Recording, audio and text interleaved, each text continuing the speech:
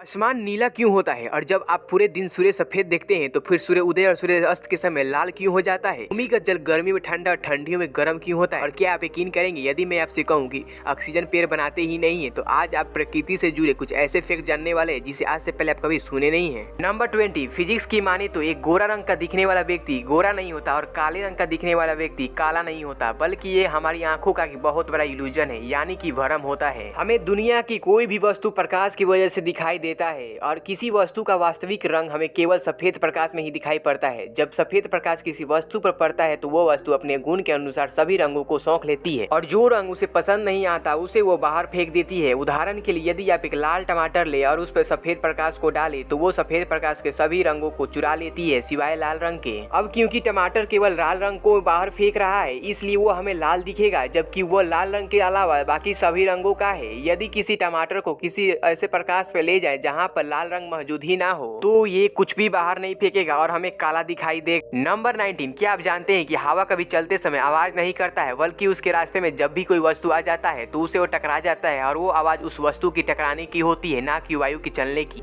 Number 18, Antarctica जो हमारे पृथ्वी का लगभग 70% पीनी युग जल बर्फ के रूप में लेकर बैठा है। यहाँ पर कोई भी वस्तु सड़ती गलती नहीं है, क्योंकि अंटार्कटिका में टेम्परेचर इतना ज्यादा कम होता है कि यहाँ पर कोई भी डेड बॉडी रख दिया जाए वो तब तक सही सलामत रहेगा जब तक यहाँ का बर्फ पूरी तरह से पिघल कर खत्म ना हो जाए। और इसी के चलते हर साल अंटार्कटिका में ऐसे नए नए वायरस और बैक्टीरिया मिलते हैं जिनका जीवन लाखों करोड़ों वर्षों का होता है और ये इतने सालों से इसी बर्फ के नीचे दबे रहते हैं, वो भी जिंदा।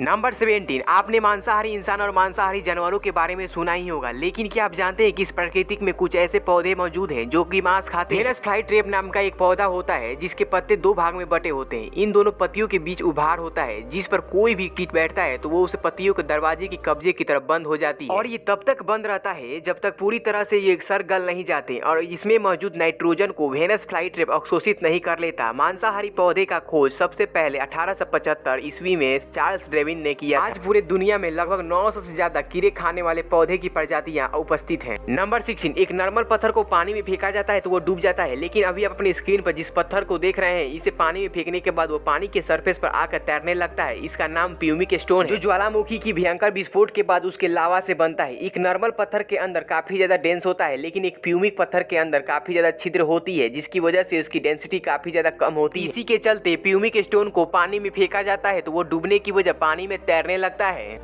नंबर 15, आपको जानकर ये हैरानी होगी कि ऑक्सीजन को कोई पेड़ बनाती ही नहीं है। हाँ, मुझे पता है ऑक्सीजन पेड़ से ही मिलती है, मगर उसे कोई पेड़ नहीं बनाता है। असल में जो पेड़ होते हैं उनको अपने भोजन बनाने के लिए मुख्य रूप से 4 चीज की आवश्यकता होती है: जल, कार्बन डाइऑक्साइड, सूर्य का प्रकाश तथा क्लोरोफिल। और इनमें से एक भी ना रहे तो पौधे के लिए भोजन बनाना इम्पॉसिबल है। जो पेड़ होते हैं वो मिट्टी से, जल तथा वायुमंडल से कार्बन डाइऑक्साइड लेकर सूर्य की प्रकाश की उपस्थिति में क्लोरोफिल की सहायता से अपना भोजन बनाते हैं, जिसे प्रकाश संश्लेषण कहा जाता है। इस प्रक्रिया में ऑक्सीजन के कुछ यानी कि वेस्ट के रूप में पेड़ से निकलकर वायुमंडल में रिलीज हो जाते हैं। मतलब हम ह्यूमन और इस पृथ्वी पर मौजूद सभी जीव जिन्हें ऑक्सीजन की आवश्यकता पड़ती है वो पेड़ की वेस्ट की वजह से जिंदा हैं। लेकिन जिस हिसाब से हम इंसान इस धरती पर कचरे को फैला रहे हैं उसकी वजह से शायद आने वाले समय में पेड़ जिंदा नहीं रहेंगे। नंबर 14, अगर पृथ्वी की ग्रेविटी काम करना बंद कर दे और किसी वजह से वायुमंडल का दबाव भी खत्म हो जाए तो धरती पर जितने भी जीवित और निर्जीव वस्तुएं हैं वो सब धरती छोड़कर आसमान में उड़ने लगेंगे और ये सारी वस्तुएं धरती पर वापस कभी नहीं आएंगी। पर टेक्निकली ऐसा हो पाना लगभग नामुमकिन है। नंबर 13, आपने इस चीज को जरूर कभी न कभी नोटिस किया होगा कि जब हम ठंडे पानी की बोतल या फिर कोल्ड ड्रिंक की बोतल को फ्रिज से बाहर निकालते हैं तो उस पर पसीने की तरह पानी की बूंद चिपक जाती है। ऐसा लगता है जैसे पानी बोतल के अंदर से बाहर निकलता हो, पर ऐसा नहीं होता है। पृथ्वी के वायुमंडल में बहुत सारे गैस और जलवायु मौजूद होते हैं जो कि गैस के रूप में होते हैं। जब हम ठंडे पानी की बोतल को फ्रिज से बाहर निकालते हैं तो बोतल के आसपास जो भी जलवाष्प मौजूद होते हैं वे ठंडे होकर गैस से लिक्विड के फॉर्म में चेंज हो जाते हैं। बिल्कुल वैसे ही जैसे चावल बनने के बाद जब वो ठंडा होता है तो ढक्कन के निचली सतह पर कुछ ऐसे जल के द्रवित देखने को मिलते हैं, लेकिन देखने में हमें ऐसा लगता है जैसे मानो पानी बोतल के अंदर से बाहर निकल रहा हो।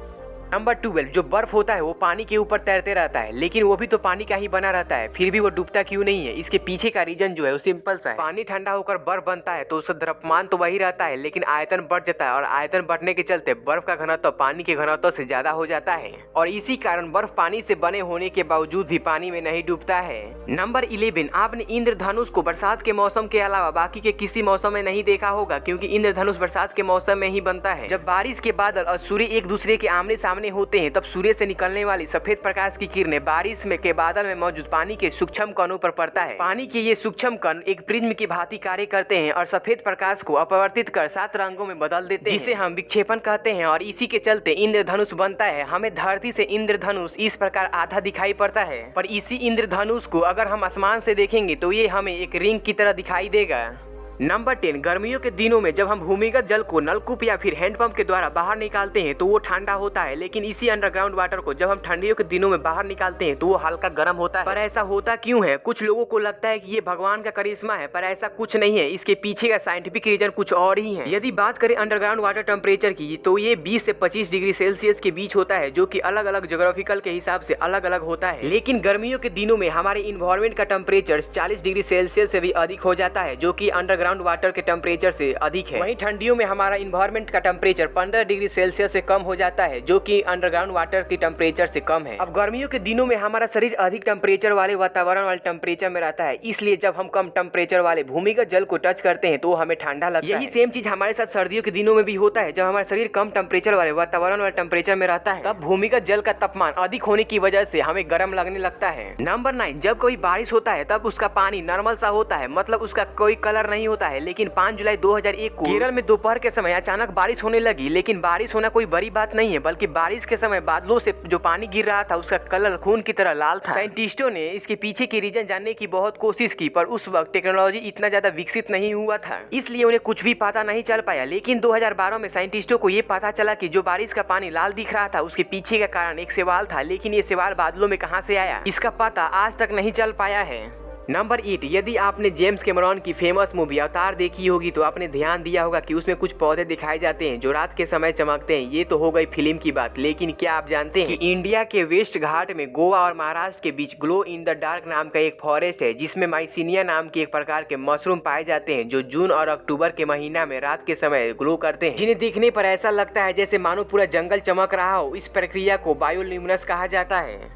नंबर 7, आपने इंडिया के लद्दाख में मौजूद मैग्नेटिक हिल के बारे में जरूर सुना होगा, जहां पर गाड़ियां नीचे जाने की वजह ग्रेविटी के नियम तोड़ते हुए ऊपर की ओर जाती हैं। ये हमारी आंखों का एक बहुत बड़ा भ्रम होता है। असल में गाड़ियां पहाड़ियों से नीचे की तरफ ही जा रही होती हैं, लेकिन पहाड़ का सेटअप कुछ इस प्रकार अरेंज होता है कि हमें लगता है जैसे गाड़ियां ऊपर की ओर जा रही। नंबर 6, हर सेकेंड दुनिया में कहीं न कहीं बिजली गिरती ही रहती है, जिसका तापमान लगभग 30,000 डिग्री सेल्सियस होता है, जो सोलर सिस्टम में मौजूद सूर्य की तापमान से 5 गुना ज्यादा होता है। इसी के चलते जब कभी भी रेगिस्तान में रेत के ऊपर बिजली गिरती है तो हाई टेम्परेचर के चलते रेत सील के गिलास में बदल जाता है।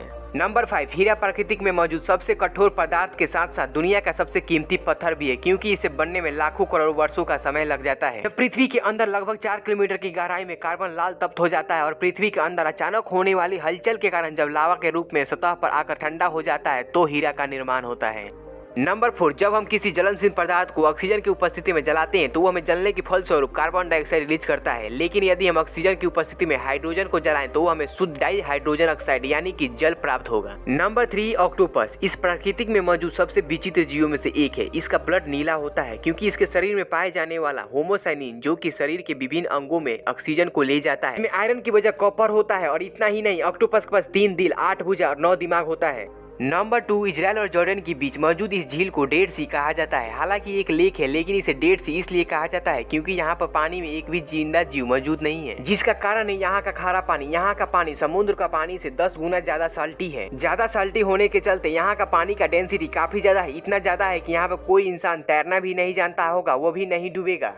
नंबर 1, क्या आपने कभी सोचा है कि आसमान नीला क्यों होता है और सूर्य उदय सूर्य अस्त के समय सूर्य सफेद क्यों हो जाता है जबकि वो पूरा दिन सफेद होता है? इसके पीछे का कारण है अलग अलग कलर का अलग अलग वेवलेंथ, जो विजुअल लाइट के स्पेक्ट्रम होते हैं, जिसकी वजह से हम चीजों को देख पाते हैं। उनमें ब्लू कलर का वेवलेंथ सबसे कम और रेड कलर का वेवलेंथ सबसे ज्यादा होता है। जब सनलाइट वायुमंडल में प्रवेश करता है तो वायुमंडल में उपस्थित नाइट्रोजन और ऑक्सीजन के मॉलिक्यूल ब्लू कलर के वेवलेंथ को सबसे ज्यादा रिफ्लेक्ट करते हैं। मतलब नाइट्रोजन और ऑक्सीजन ब्लू कलर को धरती की तरफ सबसे ज्यादा झुका देते हैं। इसकी वजह से हमें आसमान नीला कलर का दिखाई देता है, जबकि अंतरिक्ष से काला दिखाई पड़ता है, क्योंकि वहाँ पर कोई भी वायुमंडल उपस्थित नहीं है। अब सूर्य उदय और सूर्य अस्त के समय सूर्य पृथ्वी से काफी ज्यादा दूर होती है, जिसके चलते लाइट को अधिक दूरी तय करनी पड़ती है। और जब इतनी दूरी से सनलाइट वायुमंडल में प्रवेश करती है तो वायुमंडल में उपस्थित धूलकण और गैसों के मॉलिक्यूल द्वारा रंगों का प्रकीर्णन हो जाता है, सिवाय लाल रंग के। इसलिए हमें सूर्य उदय और सूर्य अस्त के समय सूर्य लाल दिखाई पड़ता है। लेकिन दिन के समय सूर्य वायुमंडल के करीब होता है, जिससे प्रकाश का प्रकीर्णन कम होता है और हमें में सफेद दिखाई पड़ता है।